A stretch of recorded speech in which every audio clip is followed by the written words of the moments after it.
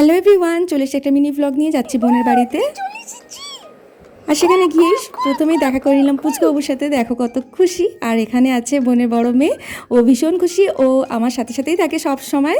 আর ওদিকে এখন যেহেতু বোন বাড়িতে একা ছিল, তাই ছোট্ট পুচকুকে দুজন মিলে স্নান করে দিলাম। তারপর আমি আর আমার বোনের বড় মেয়ে ও বড় সোনাকে নিয়ে একসাথে দুজন মিলে স্নান করে এখন একটু চিকেন রান্নাতে হেল্প করছি বোনকে। তো দেখতে পাচ্ছ, ও আমাকে প্রচুর হেল্প করছিল ভিডিও বানাতে। তো যাই হোক, এবারে মাংসটা রান্না কিছুটা এগিয়ে দিয়ে আমি চলে এলাম পুচকুবাবুর সাথে খেলা করতে। তো দেখো কতটা কিউট, কিচ্ছু বলে না, চুপচাপ থাকে। আর দুপুরবেলা খেয়ে দিয়ে একটু ঘুমিয়ে পড়েছিলাম। সন্ধ্যেবেলা বোন একটু দুধ সেমাই বানিয়েছিল আর চা বিস্কিট খেয়ে ঘরে চলে এলাম। বোনের মেয়ের হাতে একটু মেহেন্দি করে দিচ্ছিলাম পেন দিয়ে। তারপর ওকে খাইয়ে দিচ্ছিলাম। ওকে একটু তাড়াতাড়ি খাইয়ে দিলে তারপর আমরা ডিনার প্রিপারেশন করতে পারবো। তো তারপর রাতে বোন বলছিল একটু পরোটা মাংস হবে। তো বোন পরোটা ডো রেডি করে দিয়েছিল আর আমি একটু বেলে দিচ্ছিলাম। তো এই হয়ে গেল ডিনার, ইয়ামি ইয়ামি পরোটা আর মাংস। তো ভিডিওটা ভালো লাগে লাইক করে চ্যানেলটিকে সাবস্ক্রাইব করুন, পাশে থেকো।